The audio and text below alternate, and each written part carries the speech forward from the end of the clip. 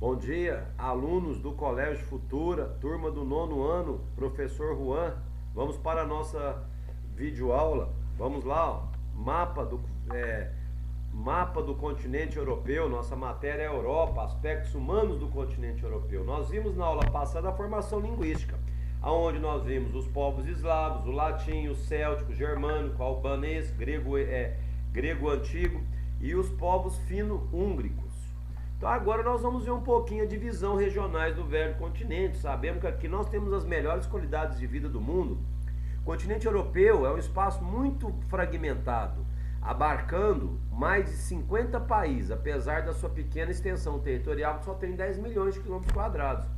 As principais características do espaço geográfico são europeu: a localização, a proximidade entre os territórios, possibilita o contato e a mobilidade entre os diferentes países, características físicas, socioeconomia, formação étnico e cultural. Regionalização por fatores políticos. Nós temos a divisão após a Segunda Guerra Mundial, no período denominado Guerra Fria. Nós tínhamos uma divisão na Europa, que era Europa Oriental e Europa Ocidental. Europa Oriental comandava pelo socialismo, Europa Ocidental pelo capitalismo. Olha aí a divisão que nós temos, ó. Europa Ocidental, Europa Oriental no período denominado Guerra Fria. Fatores étnicos e linguísticos. Nós vimos na aula passada que o continente europeu apresenta grande diversidade. Destacam-se 3 principais grupos, sendo eles latinos, germânicos e povos eslavos. Regiões geográficas. Com base nos critérios geográficos, o continente europeu pode ser dividido em 4 grandes regiões, sendo elas Europa do Sul ou Mediterrânea, Europa Ocidental e Central, Europa Oriental ou do Leste, Europa do Norte ou Europa Nórdica. Mapa da divisão do continente europeu, que eu acabei de falar com vocês. Europa Mediterrânea de amarelo, Europa Ocidental de verde, Europa Oriental de laranja e Europa do Norte são os países de azul, que fica próximo ao Polo Norte. Divisão regional para fins estatísticos. A ONU, a Organização das Nações Unidas, também realizou a divisão do espaço europeu para a coleta de análise e divulgação em dados em macroescala. O continente europeu ele é dividido em 4 grandes regiões, sendo elas Europa Setentrional, Europa Ocidental, Europa Oriental e Europa Meridional, de acordo com a classificação da ONU. Aí, ó, a divisão da Europa proposta pela Organização das Nações Unidas. Europa Setentrional, que é o norte, Europa Centro-Oriental, Europa Ocidental e Europa Meridional.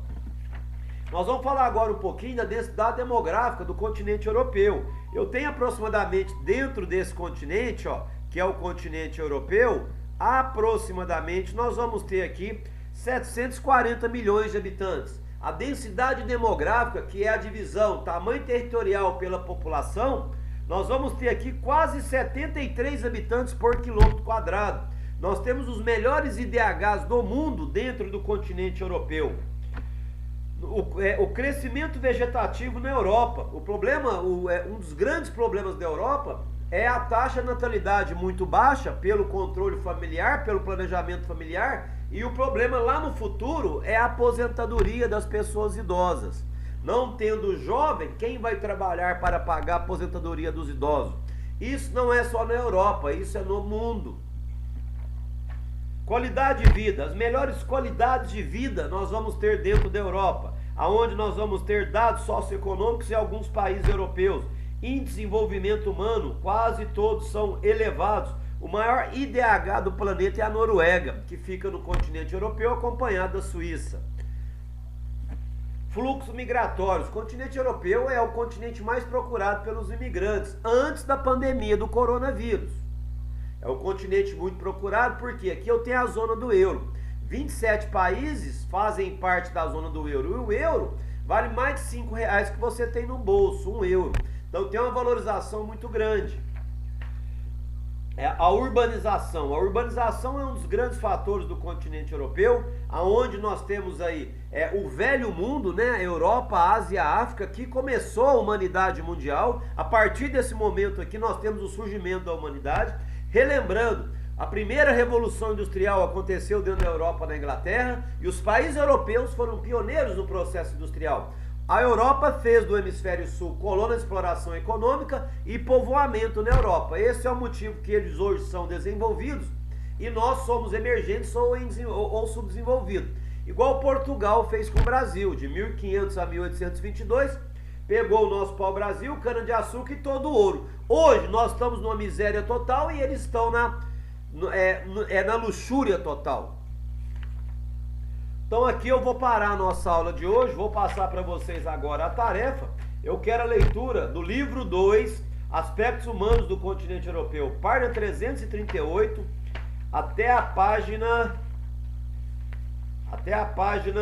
347. Leia e sublinhar as principais ideias. Os exercícios, as atividades do livro 2, página 348, página 349 e página 350. Pode responder no livro mesmo.